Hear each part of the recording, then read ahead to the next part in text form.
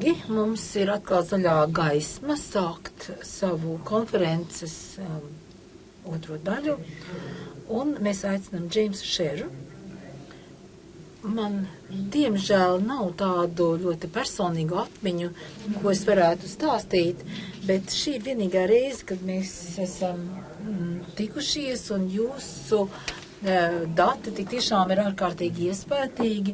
Šeit ir gan minēts Četamas nams, gan arī Karaliskais institūts, un es zinu, ka jūs arī esat Krievijas un Eirāzijas programmas vadītājs, viens no vadītājiem.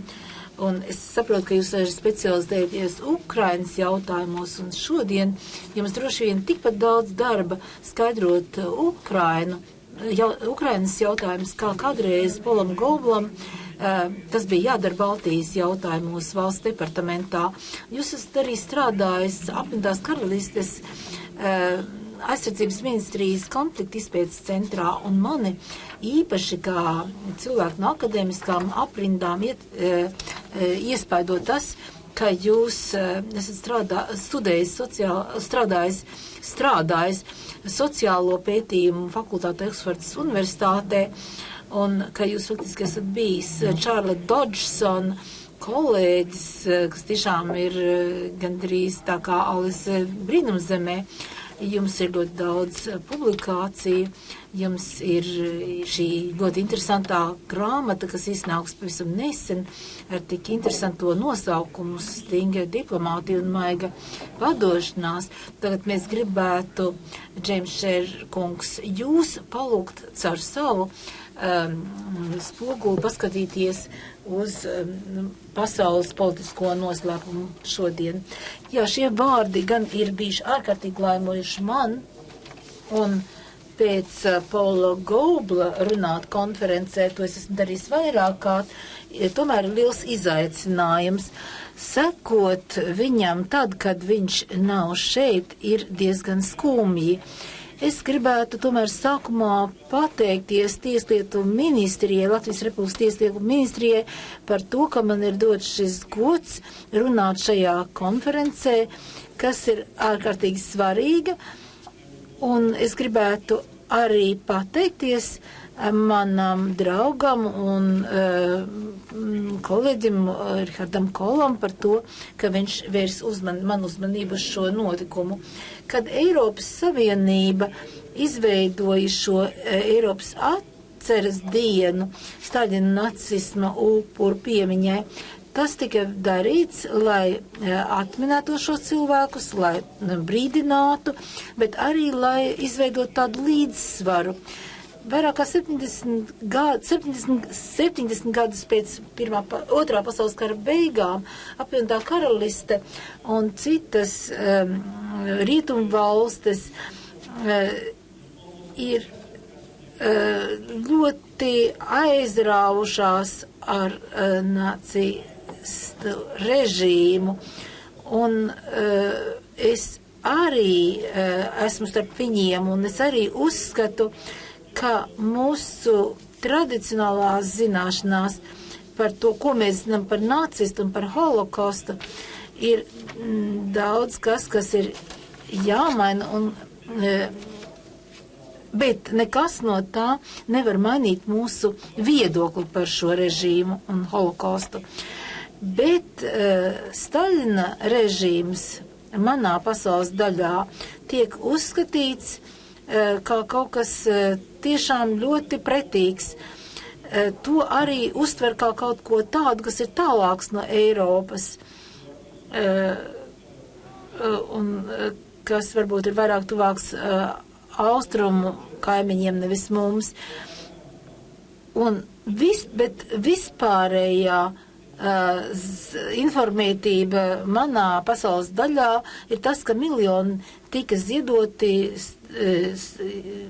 industrializācijas vārdā, bet runājot par to, vai vajadzētu likt vienlīdzības zīmes starp šiem diviem režīmiem, vēl rada nērtības sajūtu daudziem cilvēkiem.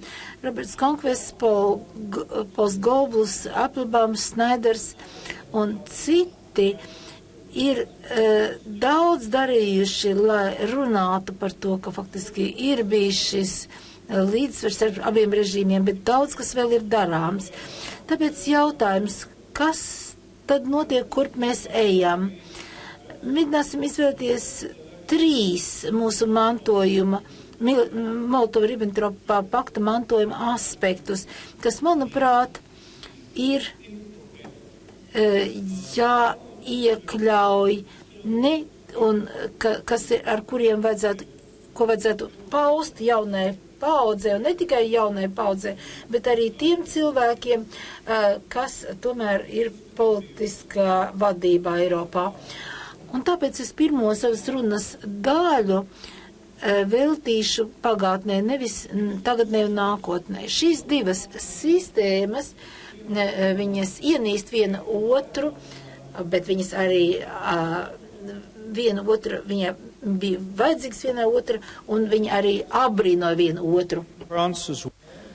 Anglosakšu valstīs, Francijā un citās nacismu redzēja kā reakciju uz Versaļas līgumu. Jā, savā ziņā tā ir taisnība, bet nacionāls sociālisms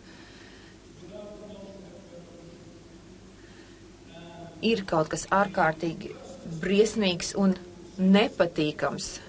Es esmu pirmais vēsturnieks, kas par to runā atklāti, un kas runā atklāti par šo vienlīdzības zīmi starp abiem režīmiem, jo nav nekāda sakritība, ka tie dedzīgākie nacisti bija Volksdeutsche, jeb no tautas, kas ir dzīvojuši Habsburgu un Romānovu impērijās, ka tās sabruka. Tie bija tie, kas bija pieraduši, kas nesa šīs te bolševiku pārvaldes metodes.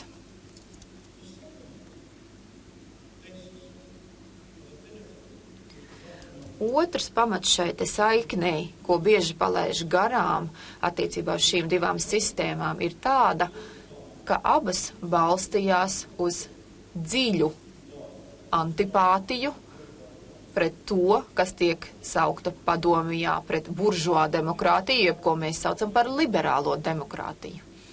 Tā bija abās pusēs. Un šī nepatika, tāpat kā sovietu darbības metodes, padarīja šīs te labējās kustības par nozīmīgiem sabiedrotajiem attiecībā uz savu mērķu izpildi. Vairāk kā 15 gadus pirms šī pakta bolševiki, izmantojot Kominterni un Čeku, darīja visu, lai izveidotu tādas darba sakarus ar Veimāras sistēmas oponentiem, neņemot vērā Polijas un Baltijas valstu intereses. Un kā mēs tagad zinām, viņi de facto noslēdza izpratnes vienošanos. Šādas pašas revizionistu idejas vai revizionistu mērķa izpildēji, kā doktors Nolendorfs jau mums atgādināja, Molotova-Ribbentropa pakts, šis neuzbrukšanas līgums, bija viss, kas tiek uzskatīts par sabiedroto attiecībām, vienkārši tā netika saukts. Un 2 gadu laikā padomju resursi ļāva Hitleram uzsākt karu. 2 gadus Gestapo un NKVD strādāja kopā. Vācu un ebreju bēgļus NKVD nodeva Gestapo šo 2 gadu laikā.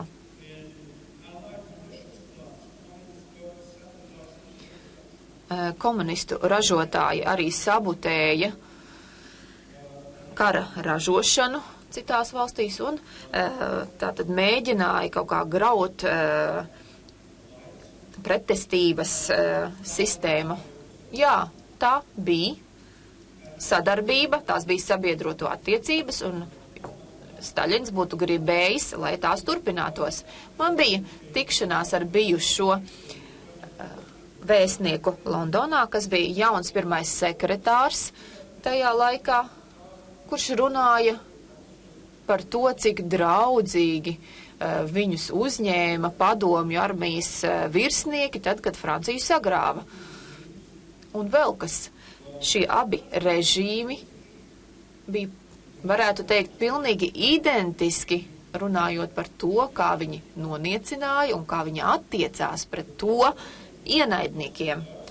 Boļšeku režīms bija pirmais, vismaz kopš Francijas revolūcijas, kas definēja ienaidniekus, nevis skatoties uz to uzskatiem vai darbiem, bet definēja objektīvi, kategorizēja. Balstoties uz piederību zināmiem sociāliem slāņiem, nevis, piemēram, rasei. Bet definēja arī šīs klases, ja bija nepieciešams, iekļaujot veselas nācijas, jeb tautas, kā to zina, piemēram, Krimas tatāri vai čečeni. Abi režīmi, ja runājam par šo ienaidnieku kategorizāciju, jeb iekļaušanu zināmās kategorijās, stingri pieturējās pie noteiktajiem likuma burtiem un noteikumiem. Viņu definīcija attiecībā, piemēram, uz buržuā bija ļoti kazuistiska, tāpat kā runājot par to, kas tad īsti ir ebrejs vai nav. Tas nebija nekādā ziņā saistīts ar to, ko cilvēki paši par sevi domāja, kāda bija viņu izcelšanās, kāda bija viņu uzskati vai kaut kas tāds. Nē. Krievi to definēja ar vārdu prenadļežность, jeb piederība. Un to mēs arī labi redzam Ukrainā. Visi jau šeit noteikti zina, un arhīvos tas arī ir skaidri redzams, ka okupējot Baltijas valstis, buržuā definīcija iekļauj visus, kas runā svešvalodās, kas ir bijuši citās valstīs, kam pieder kāds uzņēmums. Tātad visi tie bija buržuāzijas pārstāvji un attiecīgi tika deportēti. Šāda veida domāšana, kara apstākļi, revolūcija radīja šo te domu par galīgo risinājumu un genocīdu. Tad tās ir tās kopējās īpatnības, ko mēs neredzam vai par ko pašlaik nerunā vismaz pusē Eiropas. Tagad pieskaršos savam galvenajam punktam. Šis mantojums.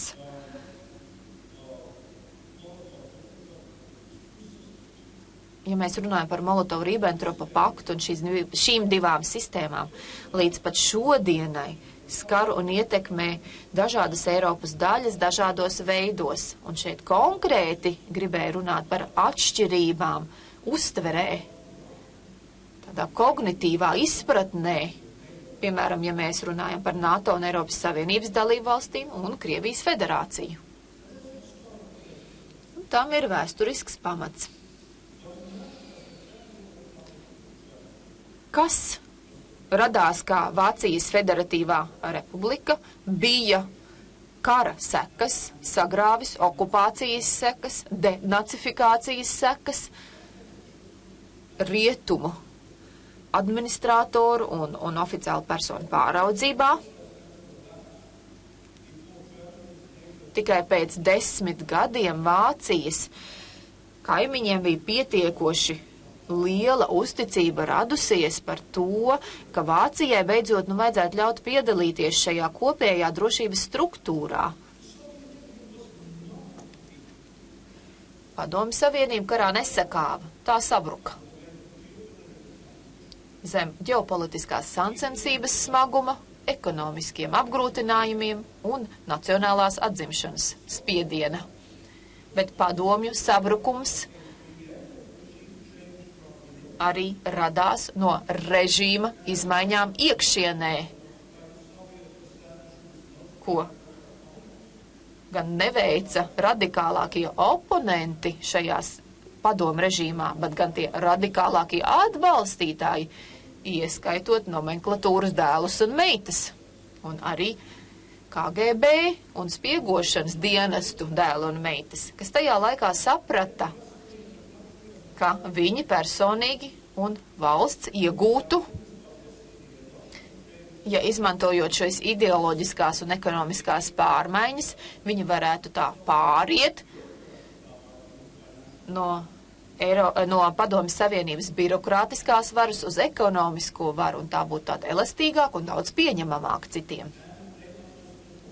Un viņi arī saprata, kāda ieguvumi rastos, ja viņi gūtu panākumus tā vietā, lai redzētu šo te sagrūstošo Padomju Savienību. Tā būtu Krievijas atzimšana. Tajā laikā, kad Vācijas Federatīvā republika noraidīja vai nosodīja tās priekšgājēju, bet jaunā valsts nosodīja gan Padomju Savienības eksistenci, tajā pašā laikā uzstājās kā Padomju Savienības mantinieks. Rietumi tam piekrita, iekļāvās šajā spēlē, finanšu apsvērumu dēļ, arī saistībā ar ārkārtīgi lielajiem Padomju Savienības parādiem, un piekrita, ka Krievijas federācija tā tad ir Padomju Savienības tiesību pārmantotājs. Ja mēs runājam par Konrāda Adenauvera laiku, un ja tad būtu runāts par kaut ko tādu, ka Federatīvā republika varētu būt nacistiskās Vācijas tiesību pārmētotais, Konrāds Adenauvers būtu pirmais, kas pret to iebilstu. Bet šeit mēs redzam, ka tas ir tikai ļāvis institucionalizēt tādu šizofrēnijas formu, kas jau ir kļuvusi par politiku, par birokrātijas un mentalitātes daļu. Un tas ļauj pašreizējiem Krievijas vadītājiem tā vienkārši un paštaisni vienkārši nolikt pretī vienu otrai tādas ārkārtīgi lielas pretrunas, noraidot jebkādu atbildību par saviem pārkāpumiem un ļaunumu, ko tā rada, un uzstāt tajā pašā laikā, ja mēs runājam par bažām, kas šeit izskan, ka this does not concern to us, this is not a question that falls within our authority or field or whatever, or area.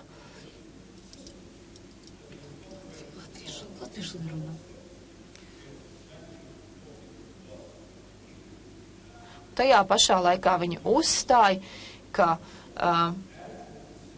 šī te okupācija Baltijā bija legāla un atbilstoši likumam, un joprojām turpina uzstāt, ka jā, mēs šeit Krievi jūs atbrīvojām no fašisma. Tajā pašā laikā, piemēram, Vācijas Federatīvā republika pamatoja savu dalību NATO ar to, kas tajā laikā bija kļuvuši par tādu lielu, pamatīgu kopēju vērtību un interešu bāzi. Jo tika runāts par jaunu Eiropas, visēropas drošības struktūru, bet Krievija runā nevis par kaut ko, kas ir balstīts uz kopēju doktrīnu, interesēm, vērtībām, bet vienkārši tāpēc, ka Krievija ir svarīga un viņai kaut kas pienākās.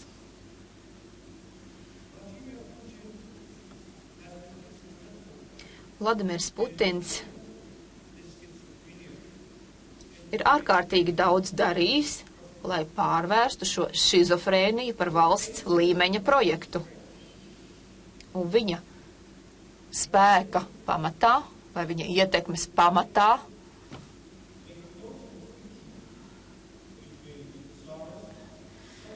ir bijusi šī iespēja radīt tādu sakausējumu starp caristu un pēc padomju un postpadomju vēsturi, vērtībā un tā tālāk, izveidojot jaunu ideoloģiju.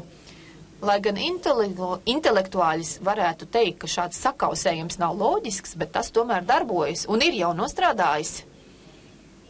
Protams, ka to visu pavada arī ekonomiskā izaugsme, bet arī daļēji šī ekonomiskā izaugsme notikusi pateicoties šai ideoloģijai.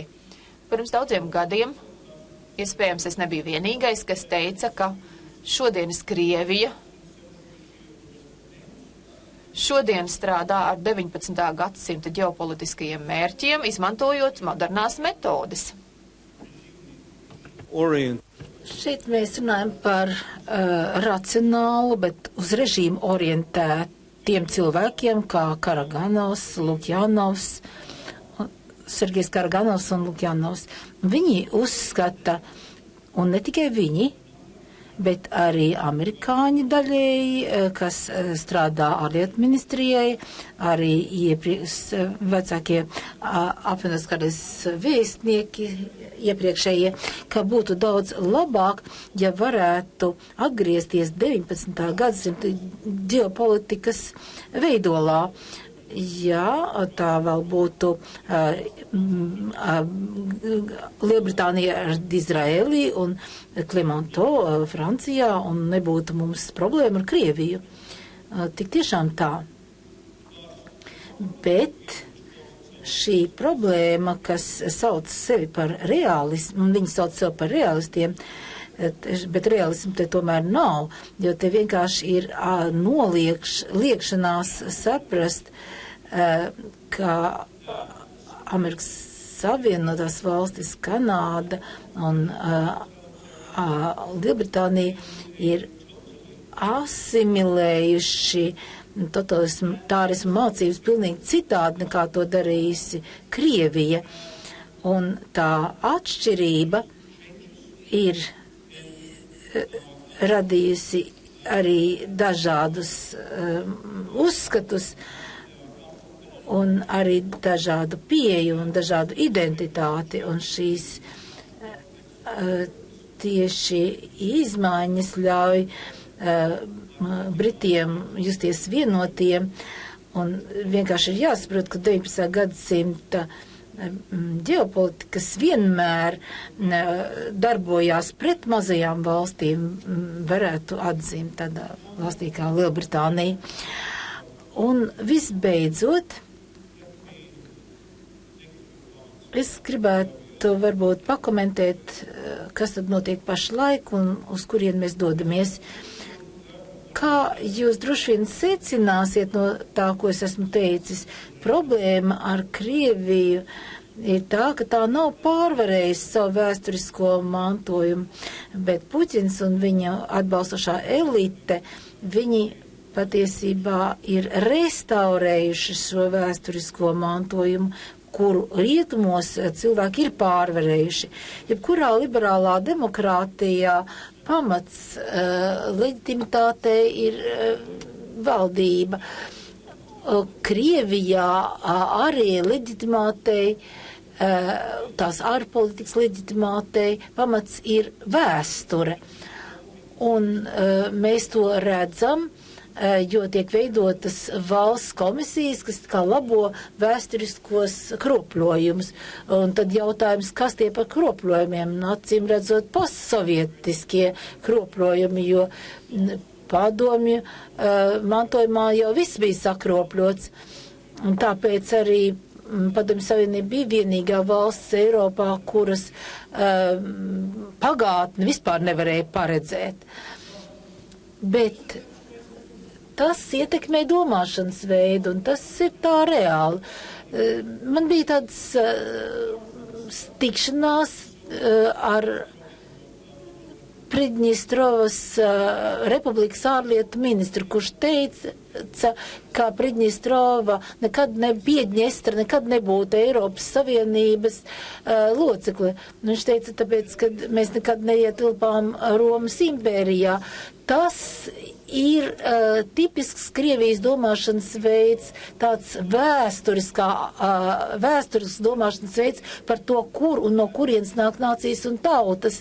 Un vēsture ir kaut kas tāds, pēc viņa domā, kas varbūt sāksies rīt. 2012. gadā bija tāds interesants raksts, ko uzrakstīja Puķins pats, Krievija nacionālais jautājums, un kurā viņš teica, ka Krievi neveic izvēle referenduma vai plebiscīta veidā. Un šis princips ir daudz svarīgāks nekā pašnoteikšanās. Viņš nerunāja šeit par asinīm, bet teica, ka Krievi savu izvēli izdara ar asinīm un nevis ar plebiscītiem un referendumiem. Bet tas ir tā kā tas galvenais, tas ir tas asins balss izvēle. Politiskā sistēma, kas ir Krievijā, tāpat kā Padomju Savienības politiskā sistēma, kategorizēja draugus un ienaidniekus. Un šis jēdziens par līdzpilsoniem tam nav faktiski juridiska definīcija. Tas vārds sāķečistviņiki. Šo vārdu izmanto ļoti miglainā nozīmē. Tas nav it kā līdz pilsonis, bet tā ir tāda plašāka kategorija. Tas ir jebkurš, kas it kā dzīvojas iepriekšējās Padomju Savienības teritorijā vai Centrālā Eiropā, kas ir tā kā vēsturiski kuru ir vēsturiski ietekmējusi Krievija.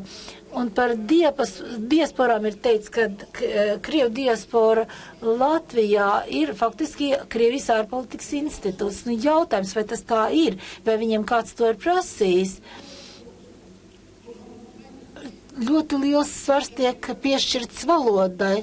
Puķins tik tiešām uzskatīja, ka iesūtot Girkinu Baradā Doņetskā un Luhanskā, tur radīsies, tur būs sacelšanās, tāpēc, ka tos cilvēks uzskatīs par savējiem.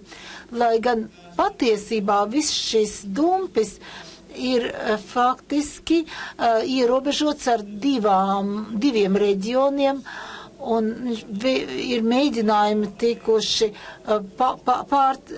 paplašināt to uz pārējo Ukrainas dienvidu daļu, bet tas neizdevās. Un visa doma pamatā bija tāda, ka tur dzīvo mūsējie, ka tur dzīvo, Krievi. Un par to es runāju pēc tam, kad viens no mūsu ģenerāļiem kaut ko īpaši netipisku pateica. Viņam teica, ka jūs nesaprotat, tas ģenerālis teica, ka es gribēju parādīt, ka viss, par ko cilvēki domā šeit, ir krievu valoda. Ja cilvēks zina krievu valodu, tad viņš it kā saprot krievus, bet tas tā būtībā nemaz nav.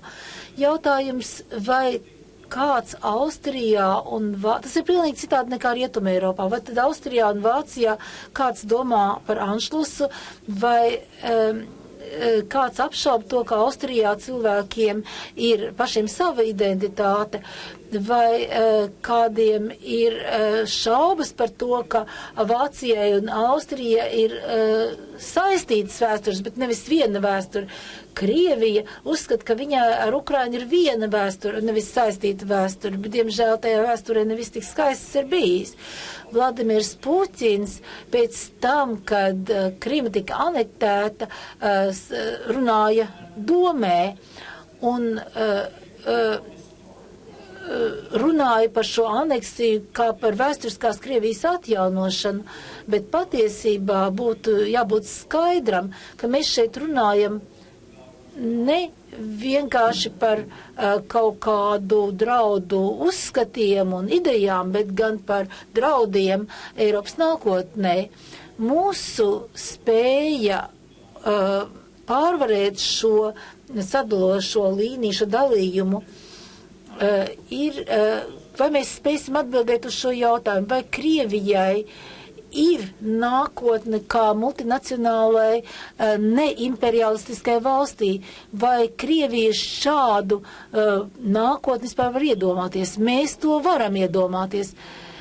Es varētu teikt, ka neimperialistiska Krievija, kas atzīst Krievijas federācijas robežu kā reālu robežu, kas atzīst valstis otrā pusē robežai kā reāls suverēnas valsts, kurām ir savas tiesības, būtu daudz ietekmīgāka Eiropā nekā viss tas, ko darīs Puķins, lai kā iegūtu cieņu.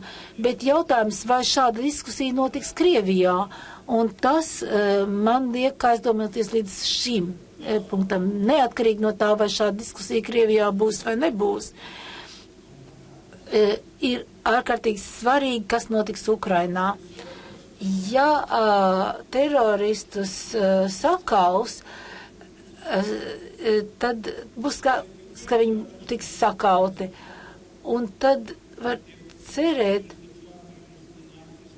ja mēs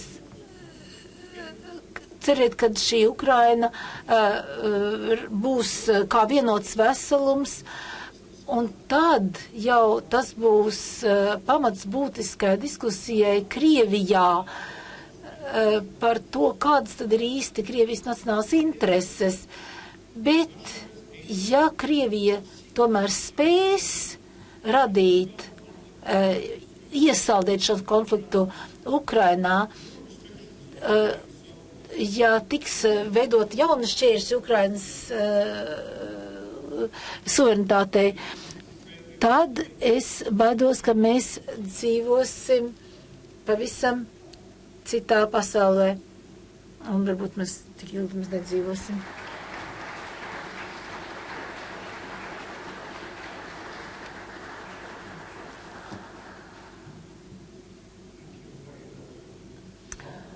Paldies par jūsu uzrunu.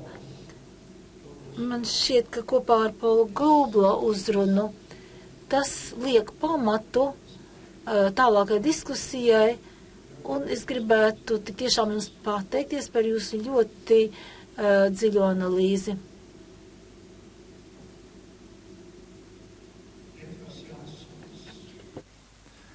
Man ir diezgan daudz personīgu piezīmju. Es pirmo reizi ar Ritvaru Jansonu tā tuvāk iepazinos, kad viņš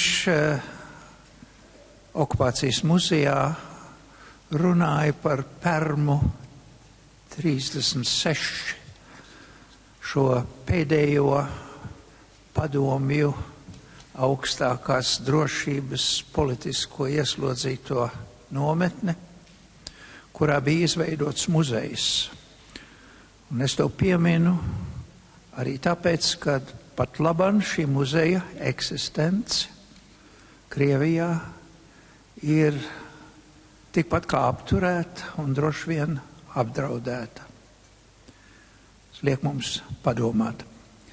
Bet īstenībā Ritvars Jansons toreiz kalpoja totalitārisma seku pētniecības centram, tai organizācijai, kuras rīcībā bija visi atlikušie čekas materiāli Latvijā. Un es varu droši apgalvot, ka Ritvars Jansons ir viens no samērā nedaudziem cilvēkiem, kurš šos materiālus ļoti labi pārzina un kurš viņus ir analizējis un publicējis par tiem. Bet visvairāk es gribu Ritvaru Jansonu izcelt ar to, ka viņš tagad ir okupācijas muzejā, viņš ir direktora vietnieks, ekspozīcijas kurators, un es ceru, ka tā ēka, kurai bija jābūt gatavai pagājušā gada decembrī, tomēr taps, un ka šajā ēkā būs tā ekspozīcija, kuras veidošanu Ritvars Jansons vada. Ritvar, gaidam tavs piezīmes. Paldies. Pirms mēs runājam par KGB dokumentiem, es tomēr gribētu arī pateikt varbūt kaut kādas tādas pamatīgākas lietas, kas skar to pašu fundamentu. Un jāsacina, ka arī no iepriekšējiem runātājiem gan man ir jāsacina, ka Staļina pakta sekas Eiropā nav pārvarētas vēl šodien. Un arī juridiski Eiropā lielākoties ir izvērtēti tikai nacistu veiktie noziegumi pret cilvēci. Par noziegumiem pret cilvēci komunistu valdīšanas laikā Austruma Eiropā tiesas prāvas bijušas maz. Latvijā daudz runāts par PSRS pastrādātajiem noziegumiem pret cilvēci, taču noziegumu masveidīgums bija arī PSRS satelītu valstīs Eiropā, kurās valdīja komunistiskie režīmi. Piemēram, Bulgārijā 1944. gada septembrī, oktobrī bez izmeklēšanas un tiesas nošauja vairāk kā 18,000 iedzīvotājus, bijušajā Dienvidslāvijā 45. gada rudenī un ziemā iznīcināja 11,000 Serbijas monarhijas un Horvātijas neatkarības atjaunošanas atbalstītājus. Rumānijā 1951. gadā no Dienvidslāvijas pierobežas apgabaliem deportēja ap 40,000 neusticams, šķiriski neusticams cilvēkus. Etniski iemesli dēļ 49. gadā uzsāka 600 ungāru ģimeni izsūtīšanu no Dienvidu Slovākijas un tā tālāk. Visas minētās represijas prasa arī juridisku izvērtējumu.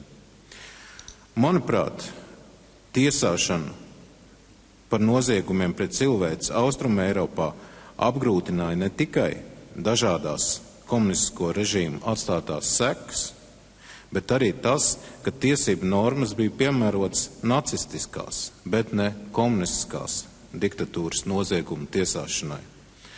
Tādēļ līdz pat Romas starptautiskās krimināla tiesas statūta pieņemšanai 98. gada 17. jūlijā noziegumu pret cilvēci definējums netika pilnveidots, un noziegumu pret cilvēci piemērošanu komunistisko diktatūru izvērtēšanai apgrūtina arī 1945. gada 8. augusta Londonas statūtu noziegumu pret cilvēci definīcijas daļa par pirmskara un kara periodu.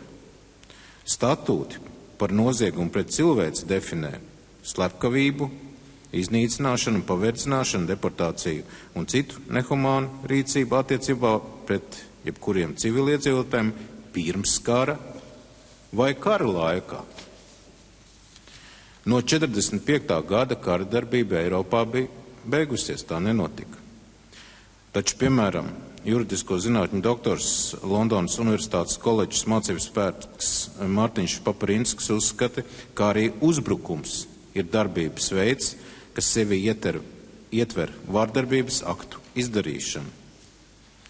Starptautiskajās paražu tiesībās uzbrukums var sākties ātrāk par militāro konfliktu, turpināties pēc tā beigām vai norisināties paralēli. Un nav nepieciešama savstarpēja saistība starp militāro konfliktu un uzbrukumu noziegumu pret cilvēci veidā. Jāsacina, ka ir nepieciešama atsevišķa starptautiska konvencija par noziegumiem pret cilvēci. Līdzīgi tai, kāda ir 1948. gadā pieņemtā genocīda konvencija. Tas sekmētu noziegumu pret cilvēci, tajā skaitā komunistisko diktatūru noziegumu izmeklēšanu plašākā apjomā. Kā liecina Latvijas pieredze, nacistisko un komunistisko noziegumu izmeklēšana, lai tā notiktu, ir nepieciešama griba noziegumus izmeklēt. Tāpat nepieciešams koncentrēt izmeklēšanas resursus, lai izmeklēšanu veiktu īsā laikā, jo gados vecie liecinieki un apsūdzētie mirst. Iegūt dokumentālus pierādījumus no tūkstošiem KGB arhīvu lietām ir ļoti laikietilpīgi. Hitlera Staļina paktu seku izvērtēšana ir arī valstu, sabiedrību attieksme pret kolaborāciju ar totalitāriem režīmiem un lustrācijas procesu. Ņemot vērā, ka Eiropa pēc Otrā pasaules kara beigām bija izteikusi attieksmi pret nacistu režīmu, kolaborēšana ar nacistu režīmu vērtēt jau gadu desmitiem. Komunistiskie režīmi Austrum Eiropā valdīja vēl 20. gadsimta 80. gados, tāpēc to atstātās rētas ir svaigas un kolaborācijas jautājums jūtīgs. Pastāvot dažādām kolaborācijas definīcijām, vērtējumi ir dažādi. Baltijas valstis ar trīskāršu okupāciju ir vēl sarežģītākā situācijā, jo okupācija varas mainījās un okupācija ilga līdz 1991. gadam. Vienota kolaborācijas definīcija nevar būt, runājot par staļinismu periodu, kad notika masveida represijas un terors, un runājot par periodu no Hruščova valdīšanas, kad 10 gadus stagnējot vairs nenotika masveida, bet individuālas represijas. Par tām atbildīgi konkrēti cilvēki. Pētniecībā šādam kolaborācijas aspektam nepieskārās ne rietumos, ne austrumos. Pēc manām domām, individuālo represiju periodā par kolaborantiem var saukt tās personas, kuras veikušas noziegumus pret cilvēci vai ierobežojušas cilvēku tiesības. Lustrācijā sadarbības ar komunistiskiem drošības dienestiem pierādīšanā Eiropas valstis ir gājušas dažādu ceļu. Dažādo traktējumu un politisko nostādņu dēļ šie procesi nav līdz galam pabeigti visā Eiropā. Ir skaidrs, ka bijušo komunistu tiesību neierobežošanas rezultātā viņiem atrodoties pie politiskas varas tiek bremzēta komunistisko režīmu izvērtēšana pagātnē. Šobrīd uz pārējo Austrumu Eiropas valstu pieredzes lustrācijā ļoti skatās jau minētā Ukraina. Un ir prognozējums, ka neierobežojot komunistu varu valstī, demokrātija neattīstīsies un tiks kavēta integrācija Eiroatlantiskajā telpā. Nozīmīga pagātnes pārvarēšanai ir izpratne par komunistisko drošības dienestu darbību visas varas sistēmas kontekstā, bijušo drošības dienestu darbinieku tiesību ierobežošanu un komunistisko režīmu drošības dienestu dokumentu atklātu publicēšanu. Vācija ar bijušās komunistiskās Austrumvācijas drošības dienestas Stāzija dokumentiem 111 kilometru garumā tos, ja saliek, tad var izlasīt. Ir veiksmes stāsts. Vācija valsts nemainīgas politikas dēļ ir panākusi situāciju, ka gan tās pilsoņi var iepazīties ar šiem dokumentiem un dažādas valsts institūcijas un kompānijas pirms pieņemšanas darbā pārbauda savus potenciālos darbiniekus, vai viņi nav agrāk sadarbojušies ar Stāziju. Uz Stāzija dokumentu pamata regulāri tiek veikti pētījumi, dokumenti publicēti. Čehija 1991. gadā pieņēma lustrācijas likumu un noteica ierobežojumus likumdošanas, tiesu un izpildu varā, armijā, radio, TV, preses aģentūrās un citur. 2003. gada martā Čehijā atklātībā nodeva drošības dienesta darbinieku saraksts. Polijā aģentu vārdus publicēja 1992. gadā. 1997. gada likums nosaka, ka deputātiem un advokātiem jādeklarē par sadarbības faktu. Ungārijas parlaments 2013. gada 19. decembrī pieņēmis likumu, kas ļaus pēc personīga iesaistītā cilvēka pieprasījuma atvērt arhīvus, kuros varētu atrasties apmēram 100 000 slepenā dienesta informatoru vārdu. Mūsu kaimiņu valstīs, Lietuvā un Igaunijā, process attīstījās tā, ka tiem, kas bija drošības dienestu darbinieki vai informatori, viņiem bija jādeklarē valstī šī sadarbība, un valsts tad ņēma viņus savā aizsardzībā un šo informāciju neizpauda. izņemot atsevišķus ļoti augsts, kā piemēram valsts prezidenta amats, kur nekādā gadījumā nevarēja būt bijušais drošības dienesta darbinieks vai informators. 2012. gadā Lietuva publicēja arī bijušo KGB rezerves kadru virsnieku sarakstu ar 238 uzvārdiem, un no 2001. gada tika publicēti vairāki 10 vārdi ar cilvēkiem, par kur bija ļoti nozīmīgi pierādījumi, ka tieši viņi ir bijuši KGB informatori. Igaunijā līdzīgs process, kā drošības iestādes ieguva informāciju par tiem, kas bija sadarbojušies ar KGB, jo Igaunijā šie dokumenti bija saglabājušies pat mazāk vēl kā Latvijā, nerunājot par Lietuvu. Un 97. gadā Igaunijā valsts avīzē publicēja ar KGB saistīto cilvēku vārdus, kur nebija deklarējušies. Latvijā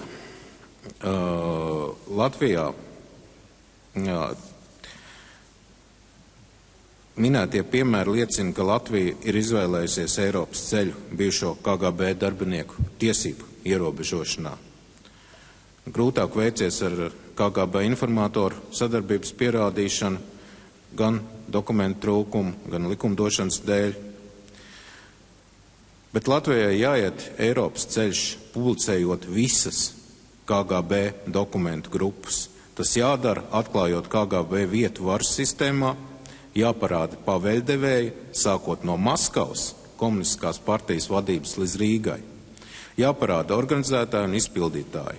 KGB informatori bija tikai zemākais posms šajā sistēmā. Un tas jādara preventīvu pasākumu dēļ, lai totalitārisms neatkārtotos Latvijā. KGB dokumentu pētniecībā un publicēšanā liela loma ir jaundibinātai LPSR KGB Zinātniskās izpētes komisijai, un valsts attieksme pret komisijas darbu būs kā lakmusa papīrs valsts gribai pārvarēt totalitāro pagātni. Nacistisko un komunistisko režīmu vēsturiskajā izvērtējumā Rietumē Eiropā joprojām dominē uzvarētāju teorija. Tas ir, ka absolūtais ļaunums ir bijis nacisms, par ko jau tik runāts. No tā tiek secināts, ka komunistiskā PSRS ir sekmējusi nacismu sagrāvi, tātad uz tās veiktiem noziegumiem var pievērt acis. Tikai pēdējo 10 gadu laikā palielinājusies Austrumu Eiropas valstu koncepta, ka arī komunistiskie režīmi bijuši noziedzīgi, ietekme Eiropas Savienībā. Eiropas parlaments rezolūcijās atzīmē Hitlers Staļina pakta rezultātā Eiropā nodibinātos komunistiskos režīmus kā pretiesiskus. Latvijai, kā Eiropas Savienības prezidējošai valstī, 2015. gadā savā prezidentūrā vajadzētu skaidrot Baltijas īpašo situāciju 3 okupāciju kontekstā. Komunistisko un nacistisko režīmu izpētes, upuru piemiņas un noziegumu izmeklēšanas nepieciešamību. Tajā skaitā jārunā par vienotu Eiropas institūciju genocīda un noziegumu pret cilvēci izpētē.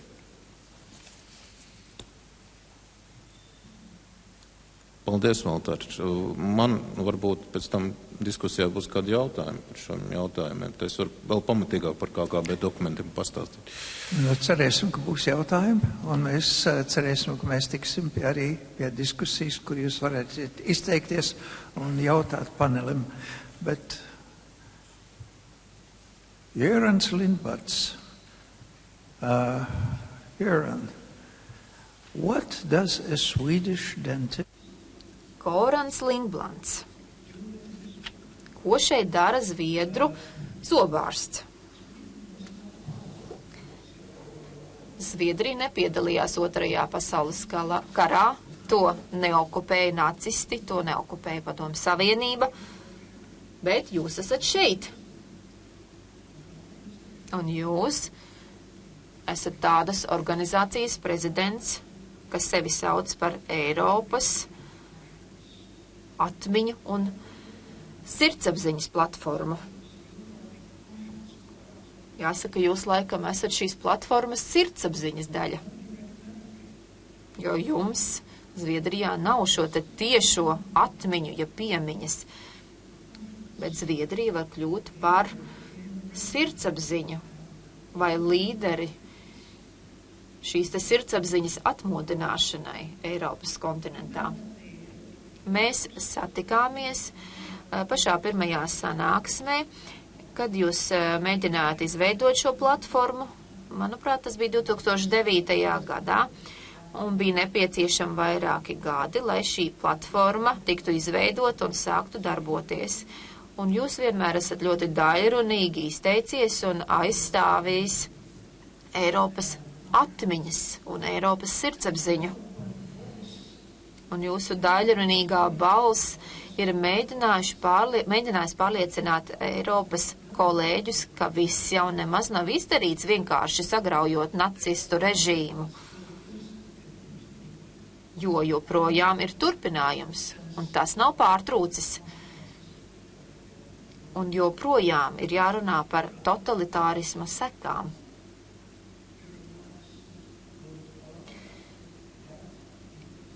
Es ceru, ka jūsu teiktais ļaus mums vēl vairāk ieskatīties šajā problēmā.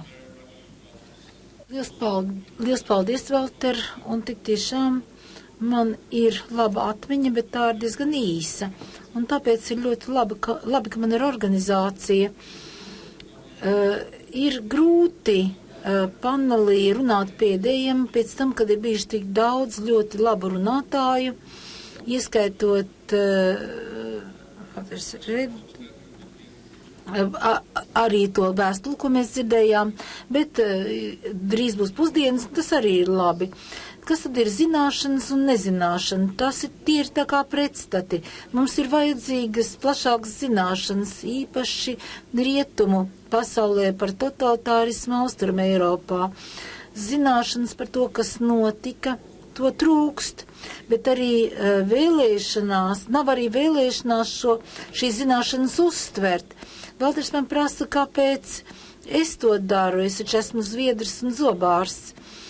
Es biju vienmēr interesējos par politiku, kad biju skolā, kad es gāju, tad visi demonstrēja pret Vietnamu un nesāja padomjus dažādas zīmes un simboliku, un es biju vienīgais, kas nesāja Amerikas Savienoto Valstu simboliku.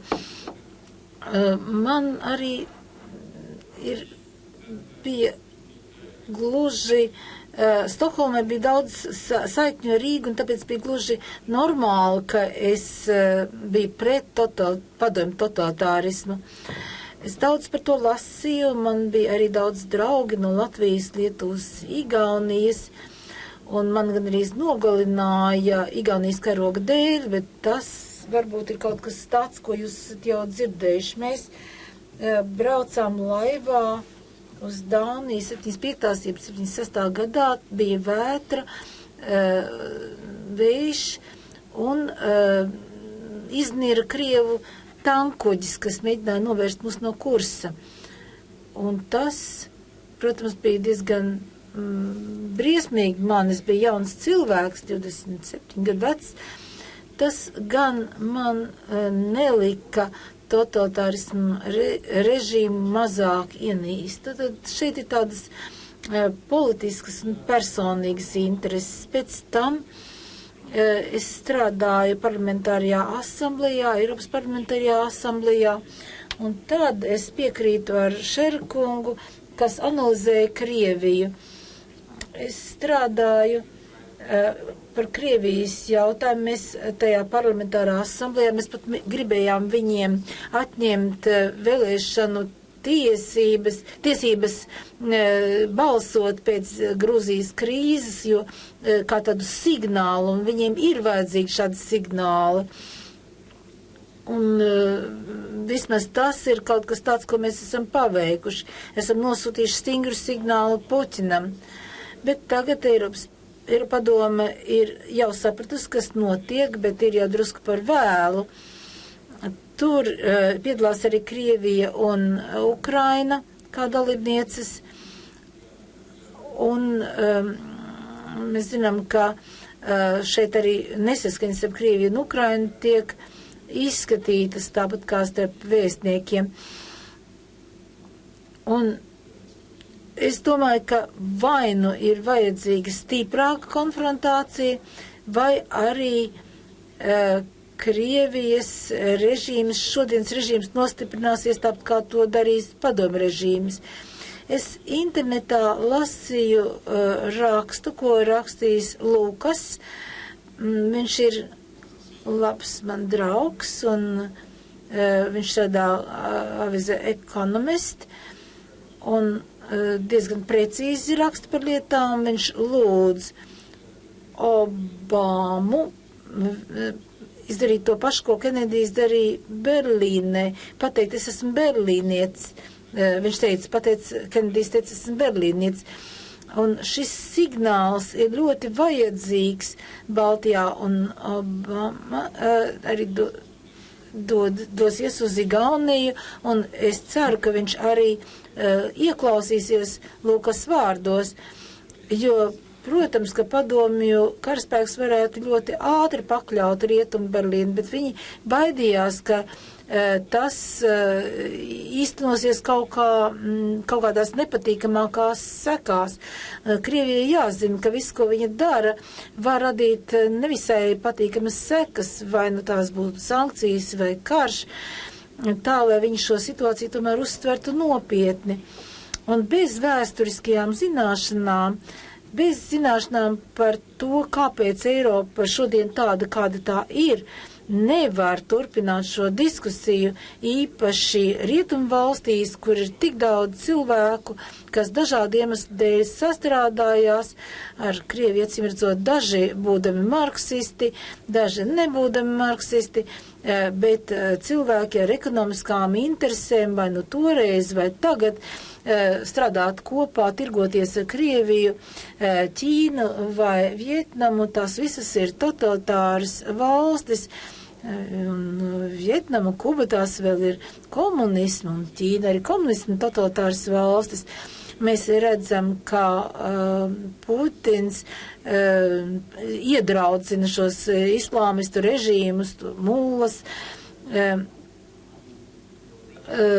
un tad, ja mēs redzam, kas ir cilvēka draugi, tad mēs arī daudz ko varam pateikt par šo cilvēku. Tāpēc mums ir jāstrādā, jāpatur atmiņā tas, kas ir bijis, bet arī jāizglītojas tālāk. Mēs redzam šeit skaistu izstādi, bet ir arī jāveido mācību materiāli skolām. Varbūt mēs varam šeit izmantot šos materiālus, kur 30 reāli cilvēki ir stāstījuši par to, ko viņi piedzīvojuši totalitārismu režīmu laikā. Un ir bija tādi cilvēki, kurus mocīja tikai viens režīms, bet bija arī tādi, kas pēdiņās tikai viens režīms, kurus mocīja, bet ir arī tādi, kur ciet vairākos režīmos. Mums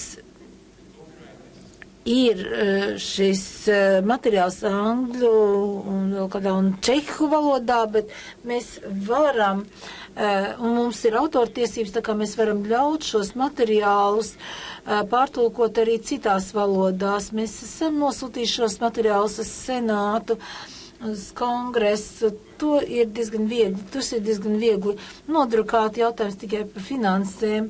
Un šeit ir šis materiāls jādrukātā veidā.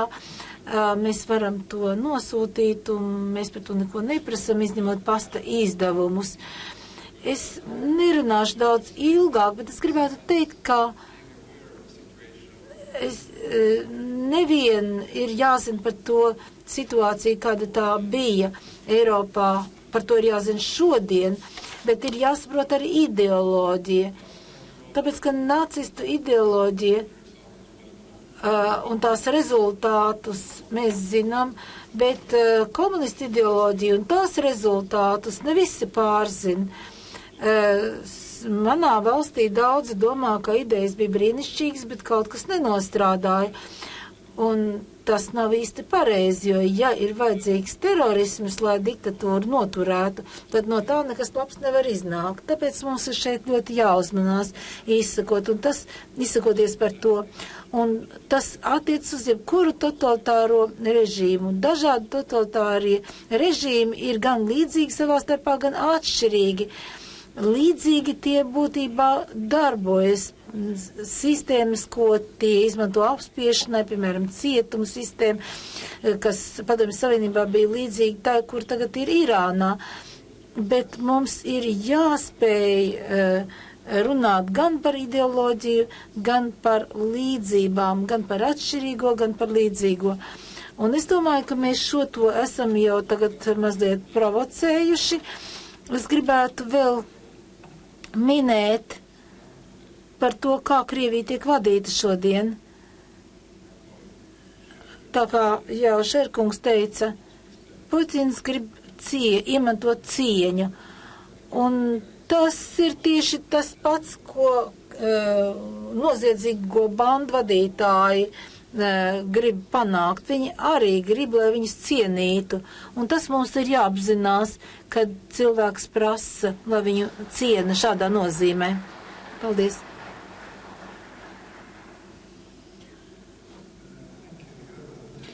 Paldies, Joren, un es domāju, ka mums šeit īpaši vajadzētu ņemt vērā, ka mums ir atšķirības un līdzības starp totalitāriem režīmiem, bet mums nevajadzētu relativizēt šīs lietas, jo tad it kā mēs pazaudējam fokusu, mēs nedrīkstam aizmirst par totalitārismu ļaunumu.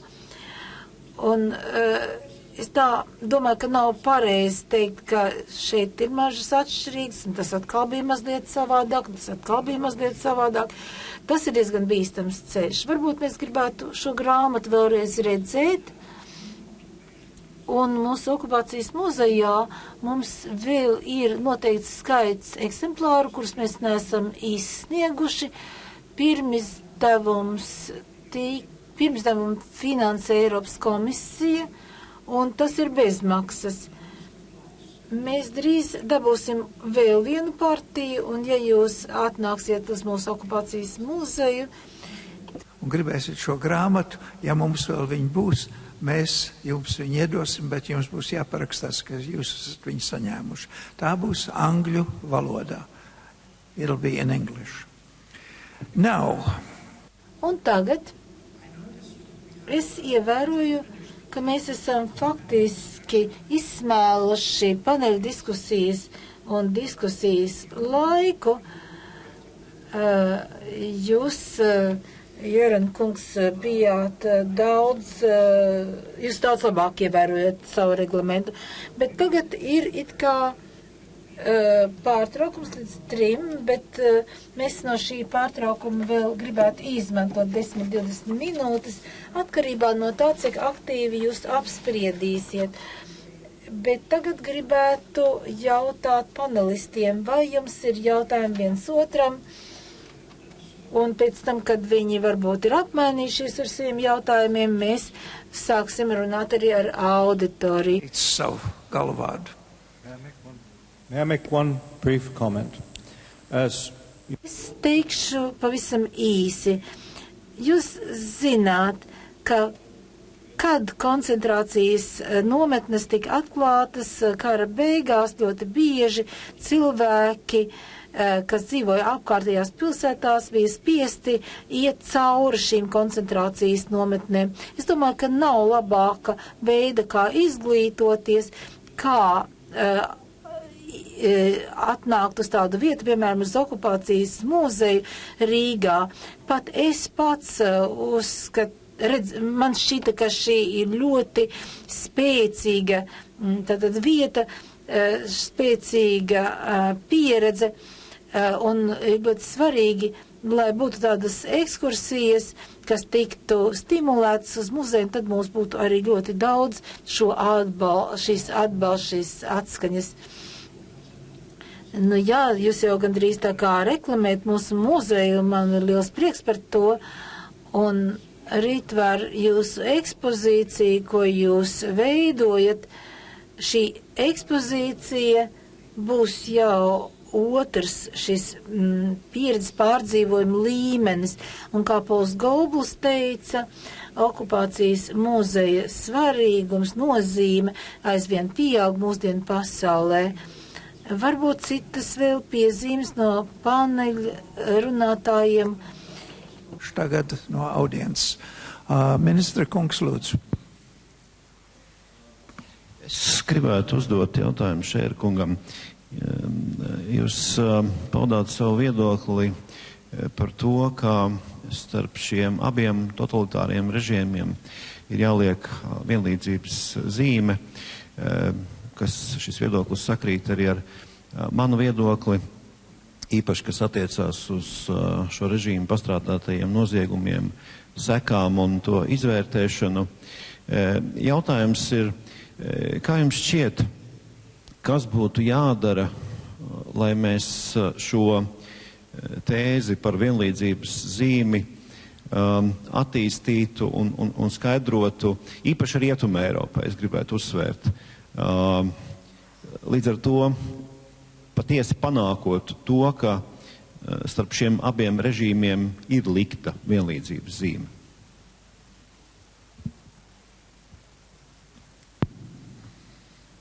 I don't think I have an answer. Manuprāt, man nav atbildes šo ārkārtīgi svarīgo jautājumu. Daļēji mums ir jādomā un par šo lietu, tad, kad mēs dosimies prom no šejienes.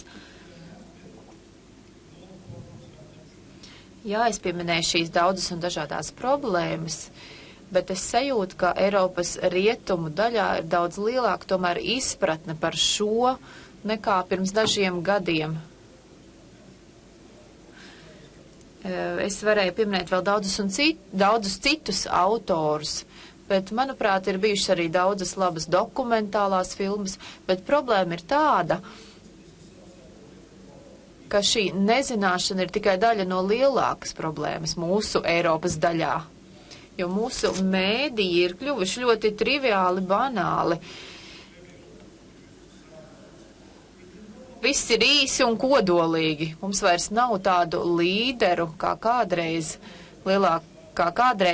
Rietuma Eiropā, kā es, piemēram, atceros no savas bērnības, kā De Gauls, Trūmens un citi, kas mēģināja izskaidrot sabiedrībai, kādā pasaulē dzīvojam, kādas ir problēmas, kādas ir nacionālās intereses, kāpēc tādas tās ir, kādas ir sekas, ja mēs vienkārši aizejam prom no šīm problēmām, tās nerisinām.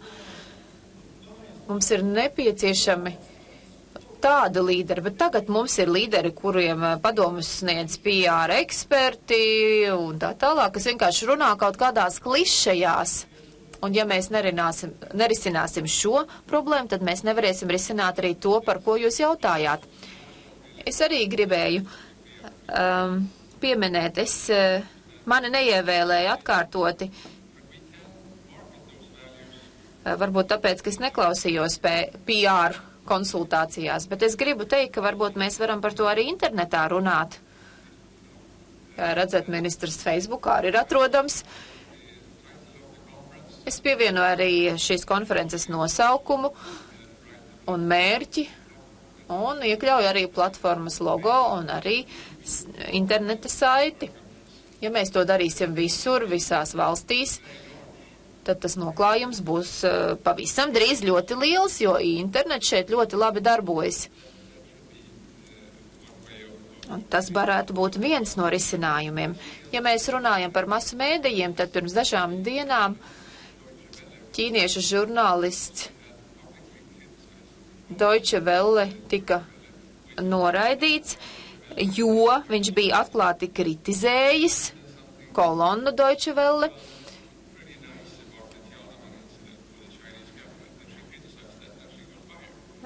Šī te ķīniešu žurnālista kritizēja to salīdzinoši jauko rakstu par Ķenanmeņas notikumiem un vienkārši viņu atlaida. Jā, ļoti žēl, ka tā ir noticis, jo Deutsche Welle bija kādreiz viens no masu mēdījiem, kas atbalstīja demokrātiju dzelzs priekškara laikos. Mūsu vidū ir Edvins Šnore, Soviet Story autors.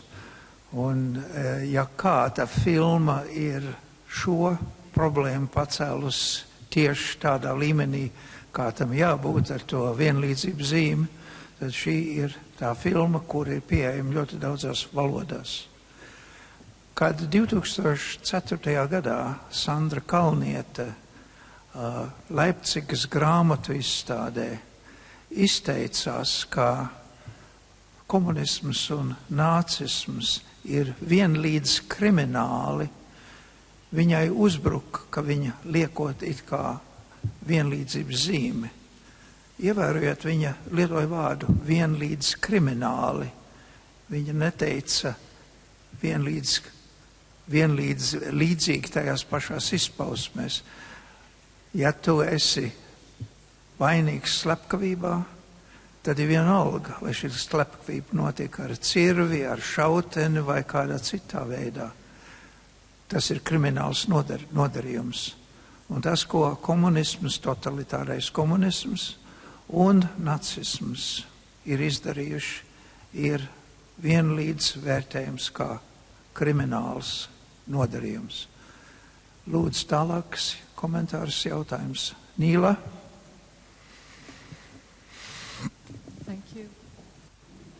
Paldies.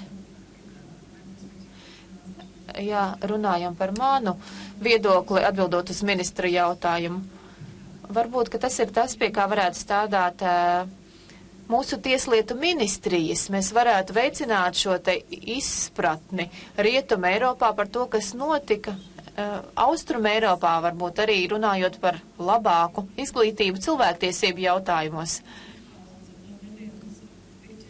Jo ir simtiem tūkstoši, pat miljoniem šādu komunisma upuru, kas ir Eiropas pilsoņi, kas nav pieredzējuši šo taisnīgumu attiecībā uz viņu pieredzi un uz viņu ciešanām. Ir labi, ka Eiropa kļūst daudz līdzcietīgāka, daudz izprotošāka, daudz gatavāka uzklausīt šos minoritāšu jautājumus. Jā, mums tad ir jāiet šajā virzienā un jāiekļauj šajās grupās arī totalitārisma upuru grupas, jo viņi tur ir. Mums, kā platformas locekļiem, ir iespēja strādāt ar dažādu veidu šādām upuru organizācijām. Tie visi ir Eiropas pilsoņi, jau padzīvojuši cilvēki 70, 80, 90 gadu veci, un Diemžēl, šie cilvēki kādreiz bija bijušo demokrātisko sabiedrību elite, pirms viņus pārņēma komunisti. Viņi bija pirmais mērķis, jo totalitārie režīmi vienmēr vēršas pret elitēm, juristiem, zemes īpašniekiem, uzņēmējiem, intelektuāļiem. Un šie cilvēki vēl ir šeit, viņi ir pilsoņi, bet viņi nav apvienojušies spēcīgā lobijā, kā to ir darījušas citas grupas. Viņas nedarbojas tikpat spēcīgi kā LGBT kopiena. Es šeit nekāda nemēģinu apstrīdēt viņu tiesības, bet tas ir vienkārši salīdzinājums. Viņi bieži arī nerunā svešvalodās, angļu valodā. Mums būtu jāsaprot viņu tiesības, viņu problēmas un viņu ciešanas, un tā ir daļa no pamattiesībām. Un varbūt iekļaujot šo grupu sarakstā arī šādas grupas, mēs panāktu profesionālā, vienkāršā administratīvā līmenī, ka šis stāsts nonāk Eiropas debašu lokā. Jo viņiem ir tiesības uz kompensācijām, uz pensijām. Mums ir liela atšķirība daudzās valstīs starp sociālo nodrošinājumu, ko saņem bijušie pārkāpēji, kas bija daļa no tā sauktā establishmenta, kam ir labas pensijas, jo viņiem bija tas un tas un tas, viņiem visu laiku ir bijušas prēmijas un tā tālāk. Bet viņu upuri ir pilnīgi citā situācijā, jo viņi bija ieslodzīti cietumā, viņi nevarēja dabūt labu darbu, viņiem nebija šo te sociālo iemaksu, viņiem atņēma īpašumu. un neatgrieza vai atgrieza ārkārtīgi sliktā stāvoklī, un viņi bieži dzīvo zem nabadzības sliekšņa, un šīs atšķirības pastāv visās postkomunismu valstīs.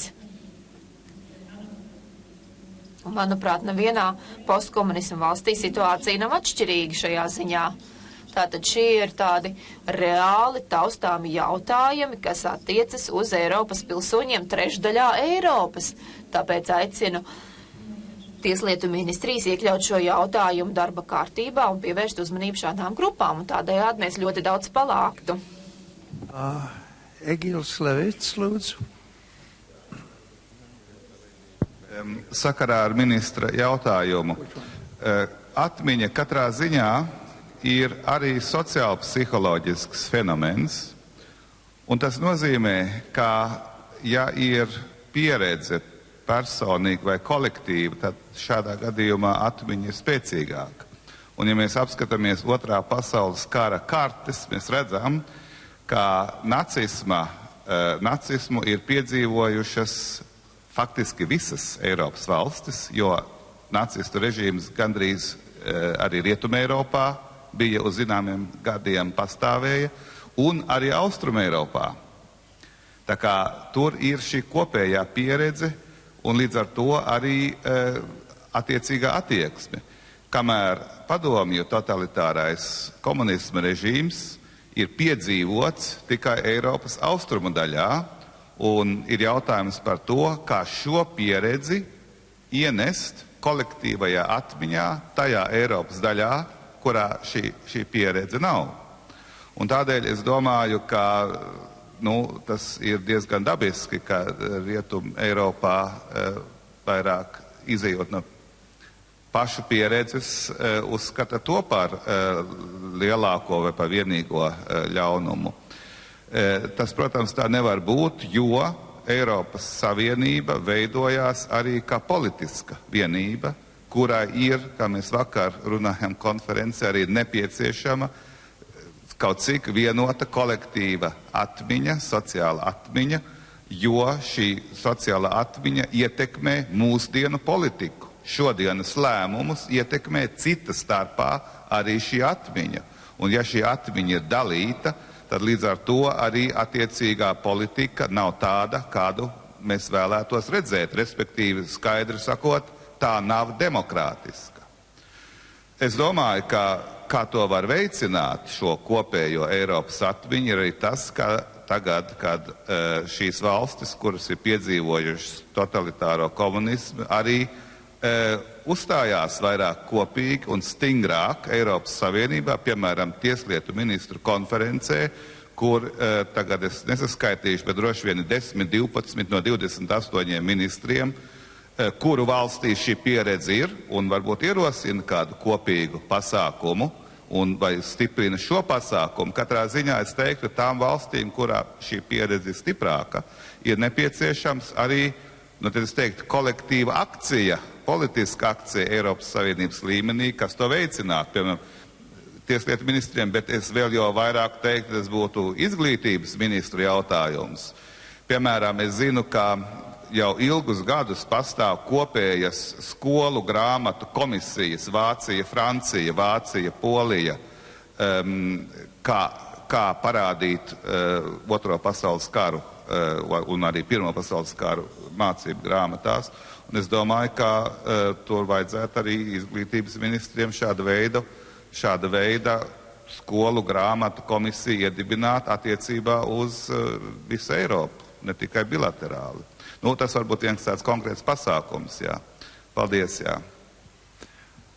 Paldies, lūdzu, tur aizmugurē.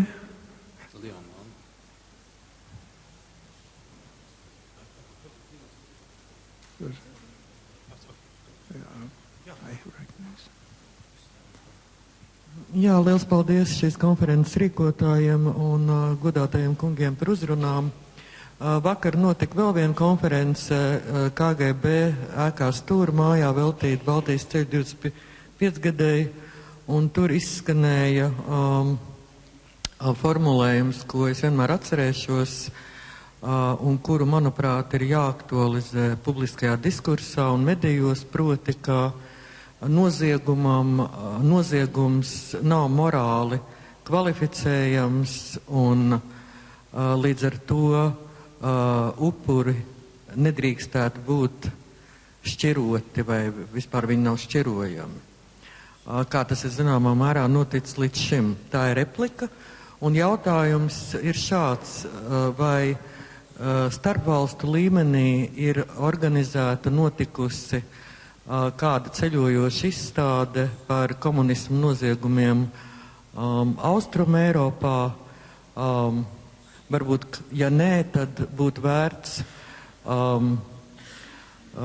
valdību līmenī šādu izstādi organizēt un informēt Rietumu Eiropas sabiedrību par komunismu noziegumiem Austrum Eiropā, un tā varētu ceļot 10-15 gadus un tā tālāk. Bet varbūt kaut kas tāds jau ir. Paldies! Šis ir tieši jautājums, un ja būtu kādas atbildes, tad mēs gaidīsim. Nu, katrā ziņā mēs šeit redzam Eiropas piemiņas un sirdsapziņas platformas izstādi, ko jebkurš apmeklētājs var apskatīt, un tiešām šī izstāde ceļo pa Eiropas Savienības valstīm. Bet par tādu valstiska kopēju Eiropas Savienības līmeņa izstādi es neesmu dzirdējis. Arī okupācijas muzejs ir sūtījis ceļojušas izstādes, kuras vairāk vai mazāk apraksta Latvijas situāciju šajā laikā. Nīla? I'm sorry, maybe just... Es gribētu mazliet paskaidrot par šo izstādi. Kad mēs finansējām šo platformu, mēs sapratām, ka tas ir ļoti svarīgi, ka tas ir pirmais, kas mums jādara. Mums ir jāizveido statistika par totalitārismu un nacionālu sociālistu diktatūru. Un šis ir pirmais mēģinājums šādu statistiku radīt. Nav nekas īpaši papildus darīts, lai šo izstādi veidot. Tas ir tikai mūsu iepriekšējā darba rezultāts. Un ir ārkārtīgi interesanti, ka 20, un pārsteidzoši, ka 25 gadus pēc komunisma krišanas mums ir tikai šī izstāde. Neviens nav būtībā skaitījis, cik cilvēki ir gājuši bojā. Mēs to izdarījām. Mēs arī kategorizējām šos bojā gājušos pēc tiem kritērijiem, kas pieņemti šodien, un jūs varat redzēt tās kategorijas īstenībā. Ministra kundze,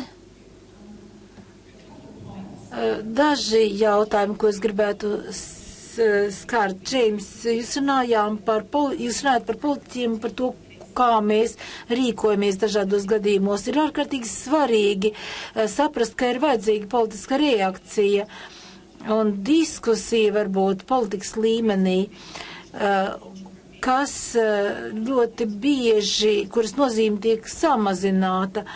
Un tas atspoguļo arī to, ka pasaule šobrīd virzas un attīstas ļoti ātri un nav laika mums apstāties un diskutēt arī politiskā līmenī. Bet man šķiet, ka šodien mums šeit ir plašāki jautājumi, kad mēs runājam par atmiņu un vēsturi. Mēs Īrijā runājam par vēstures lomu mūsu mācību programmā, un tur ir dažādi viedokļi, un tas ir jautājums arī ir apdraudēts vairāk nekā jebkad agrāk. Un runājot par atmiņu un godināšanu, šeit ir ļoti dažādi uzskati. Tāpēc es domāju, ka šis jautājums ir plašāk skatāms socioloģiskā līmenī, lai nodrošinātu, ka atmiņas un arī šie piemiņas notikumi tiktu saglabāti un to loma tiktu uzsvērta.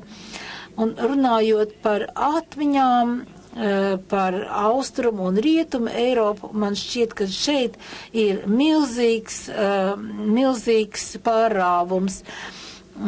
Es domāju, ka ir ārkārtīgi satriecoši skatīt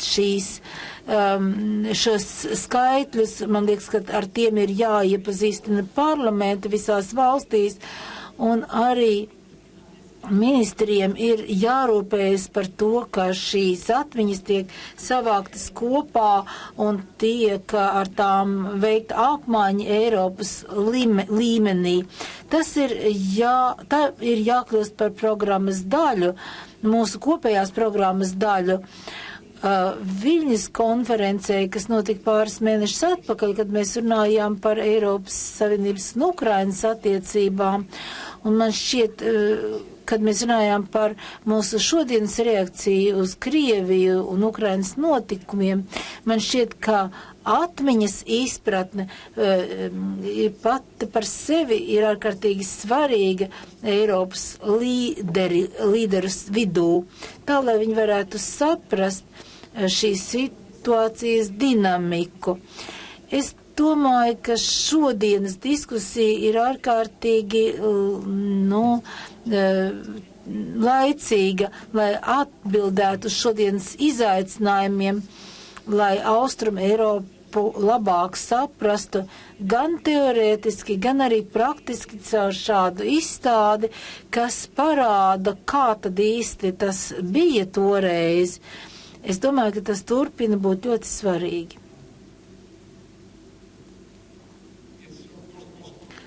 Protams, ir iespējams nodrukāt vairāk šādas izstādes variants, mums tikai viens šobrīd, bet es gribētu pateikt, kā Eiropas Savienība var rīkoties. Vīnē ir cilvēktiesību aģentūra, kas nodarbojas tikai ar holokaustu. Tur, protams, jau daudz jautājumu, ir naudas jautājums, un holokausta lobijs, protams, ir pastrādājis, bet mēs arī gribam to pašu naudu, daļu no tās dabūt. Bet viņiem ir monopols uz visu, kas notiek Vīnē. Ļoti svarīgi, mums ir kaut kas jādara. Par šo totalitārismu režīmu mēs nevaram skatīties vienkārši uz otru pusi. Mums ir vajadzīgi resursi un, protams, ka mums ir jāstrādā ar islāma jautājumiem, bet tas ir kaut kas cits. Mums ir vajadzīgi naudu. Es redzējis savā, kas ir bijusi 10 gadu garumā, un pastāstīt mazlietiņ par tādas institūcijas nozīmi kā Eiropas parlaments. Es domāju, ka Eiropas parlaments arī turpmāk var būt ļoti labs instruments, kā šīs idejas popularizēt, padarīt zināmas visā Eiropā, jo tur galu galā ir vairāk kā 700 valstu deputāti, 736 šķiet šobrīd, kas ir varens ierocis, ja viņi šīs lietas saprot. Jūsu kartiņās, jūs šeit redzat, šī kartiņa šeit ir minēta 23. augusta deklarācija. Es atceros, kā šī deklarācija tapa, jo es kopā ar vēl 4 deputātiem no Vācijas, Anglijas, Ungārijas un Igaunijas esmu šīs deklarācijas līdzautore. Un es atceros, cik grūti bija pārliecināt cilvēku šeit ir rakstīts 409 paraksti. Tas mums bija milzīgs darbs.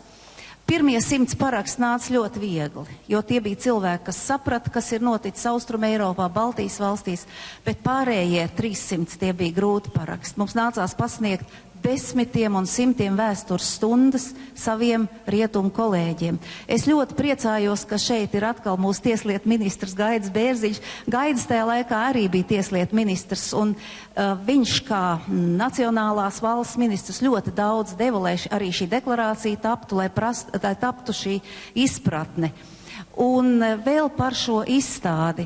Man arī bija laimi organizēt šo izstādi Eiropas parlamentā, un arī kopumā atsauksme bija ārkārtīgi laba. Es atceros, vienvakar es piegāju pie šī stenda vēlreiz pārlasīt, un pie manis pienāca viens jauns itāļu puisis. Un viņš teica, cik brīnišķīgi, ka tāda izstāde šeit ir. Mēs Itālijā par to neko nezinām. Bija arī, var teikt, kuriozs gadījums. Nēla ļoti labi atcerās, kā mums gāja ar Bulgārijas pārstāvjiem šajā ziņā, jo kaut kas nepatika Bulgāriem ciparos, kaut kas tur pēc viņu domām nebija pareizi salikts kopā, komunisti un karaļi, un viņi panāca, ka Bulgārijas stendu mēs bijām spiesti izņemt. Vienkārši pēdējā brīdī pateica, ka vai nu mēs izstādi nerādām vispār, vai izņemam stendu. Tas bija milzīgs kauns, es domāju, Bulgārijas delegācija. Es arī kā Eiropas parlamenta deputāti izskaidroju, ka Bulgāriem būtu brīnišķīgi iespēja skaidrot savu vēstuli šajā izstādes atklāšanas pasākumā. Tātad attieksmi joprojām ir dažādi. Šeit tika pieminēta arī filma Padomju stāsts. Es atceros šīs filmas pirmizrādi Eiropas parlamentā, ko mēs organizējām, un Edvīnam pēc tam bija rūgtas dienas, viņa izbāzni, ja tā varētu teikt, dedzināja pie vēstniecības Maskavā. Bet interesanti bija tas, ka bija arī ļoti daudz tādu iepriekš nepamatotu uzskatu. Jo, Edvīna, tu atceries, ka mēs vēl nebijām pat pirmizrādi beiguši, ka Djukovam jau bija viedoklis, kas tajā filmā būs, un ka tur Krievija ir aizskārta, lai gan es nedomāju, ka tur kāda valsts ir aizskārta, tur tika runāts par noziegumiem, kā jūs to labi zinat. Šīs filmas disks mēs pēc tam izdalījām visām Latvijas skolām. Šis disks ir visās Latvijas vidusskolās, un patiešām taisnība Egīlam, ka izglītības ministrijai tagad būtu īstais brīdis. Izglītības ministrija nav pārāk lutināta ar stabīliem ministriem, kā zināms, bet es domāju, būtu īstais brīdis tiešām arī šo filmu ieviest skolu programmās. Un vēl par to, par šo reakciju. Tik tiešām arī, kad šī deklarācija par 23. augustu tika pieņemta, reakcija bija, diemžēl, arī no Izraēlas valsts dažiem politiķiem tāda ļoti pretrunīga. Viņi teica, kā var pielīdzināt holokaustu upurus citiem upuriem Eiropā. Es pacietīgi skaidroju, ka nevainīgs upurs ir nevainīgs upurs, lai kurš kriminālais režīms to būtu izdarījis. Bet šādi dažādi viedokļi bija, tā kā šis darbs noteikti jāturpina, tas ir absolūti nepieciešams. Paldies! Paldies, Vaiders kundze, un kā mans labs kolēģis, arī rakstnieks, kādreiz to formulēja, laiks nestāv uz priekšu, viņš iet.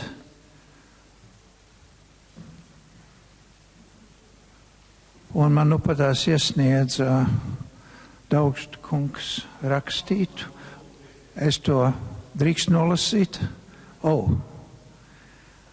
Rodas iespējas, ka mēs visi šeit cīnāmies ar sekām, ka nepieminam kaut vai kristietisko reliģiju. Mācītāji apgalvo, ka reliģiju nedrīkst jaukt ar politiku, bet ar sekularizāciju. Baznīca ir reliģija, ir sajaukušas ar laicīgo varu, tad neprasa no reliģijas atbildes, nekāda problēma netiks atrisināta. Bet tagad es lūkšu panelim. Ritvar, tavs pēdējais vārds. Katrā ziņā no iepriekš teiktā ir jāsacina, ka informatīvais darbs vērsts tieši vairāk rietumu valstu virzienā ir jāturpina un jādrupina ar šo informatīvo darbu rietumu izpratne, jo, ja mēs te runājam par tādām traumām, kas ir Austruma Eiropā, tad Rietuma Eiropā arī, es domāju, lielā mērā ir bailes par to, ja tiks runāts, ka nacisma noziegumi ir vienlīdz pretiesiski, vienlīdz noziedzīgi ar komunismu noziegumiem, tad arī Rietuma Eiropai ir jāuzņemās daļa atbildības par to komunistisko režīmu pieļaušanu Austruma Eiropā, kuri pastāvēja no 1945. gada līdz 89. gadam, lai šīs bailes pārvarētu, ir šis informatīvais darbs jāveic sistemātiski un pamatīgi. James Sher. Thank you. In response mainly to Madam Minister. Atbildot galvenokārt uz ministra teikto, es gribētu teikt, ka politiķi, kā arī pārējie cieš no tā, ka augstais karš, kurā bija daudz eksperti augstā kara laikā, gan valdību, gan ārpus valdībām, bija šo ekspertu ļoti daudz, kā augstā kara laikā, bet šobrīd to skaits ir ārkārtīgi samazinājies, un dažus no tiem pat neprasa Viņiem nelūdz padomu, kā rīkoties šodienas situācijā. Tā ir viena no problēmām, ka samazinājas ekspertu skaits. Tas ir viens. Un otrs jautājums, kā mēs ciešam no naudas trūkuma. Un mums ir tiešām jādara viss, lai izvairītos no tās situācijas, kurā mēs atrodamies, kad mēs būtībā iesoļojam tādos slazdos, ka mums ir visādi lobby, holokausta lobbyis un antistaļinistu lobbyis un islāmista radikāļu pretinieku lobbyis. Mums vajadzētu visiem būt vienotiem, bet mums trūkst naudas. Un kamēr politiķiem nebūs drosmes izskaidrot saviem cilvēkiem, ka drošība maksā naudu, tikmēr nekas nenotiks. Resursi ir jāatrod. Un tad mēs nenonāksim tādā situācijā, kāda esam šodien. Jörn, es teiktu, tas ir ļoti svarīgi un tajos vārdos būtu jāieklausās. Mēs esam tikai darba sākumā. Mums ir jāpēt pusdienas un jāturpina cīņa. Un pievienoties Jörn Lindbada teiktam, darbs ir īstenībā tikai sācies. Un mums jāatcerās Paula Gubla, no ultimate victories, no final defeats. No final victories, no final defeats. Nav pilnīga uzvara, nav pilnīga zaudējuma. Priekšā tas prasīs daudz pacietības un daudz stūrgalvīgas izturības, lai mēs to varētu veikt un nodot nākošajām paudzēm kā mantojumu no mums. Paldies jums visiem. Paldies panelim par diskusiju. Paldies, un Valteram, tagad dodamies pelnītā atpūtā līdz 3:00. Jā, paldies Valteram Nollendorfam par paneļa vadīšanu. Visi ir laipni aicināti tur pa tām durvīm un pa kreisi jums parādīs uz pusdienām. Jā. Paldies.